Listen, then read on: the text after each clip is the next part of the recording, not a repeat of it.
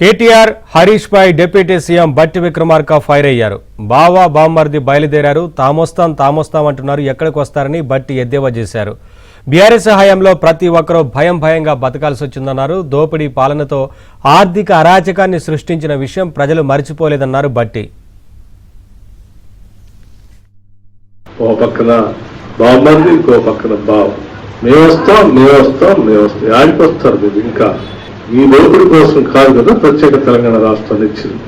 నిజంగా ఆనాడు ధనిక రాష్ట్రం 8 లక్షల కోట్లు అప్పు మీ చేతిలో ఉంటే నేను అడుగుతా ఉన్నాను సూటిగా వాళ్ళు, ఎందుకు మీరు పేదవాళ్ళకి ఒక్కొక్క ఇంటికి 5 లక్షల రూపాయల లెక్కన ఎందుకు పేదవాళ్ళకి ఇల్లు కట్టించలేకపోయారు? మీకు నిజంగా తెలంగాణ రాష్ట్రం మీద ప్రేమ ఉంటే ప్రభుత్వ పాఠశాలలో చదువుతున్న విద్యార్థులకు ఎందుకు ఉదయపూట అల్పాహారం పెట్టించలేకపోయారు?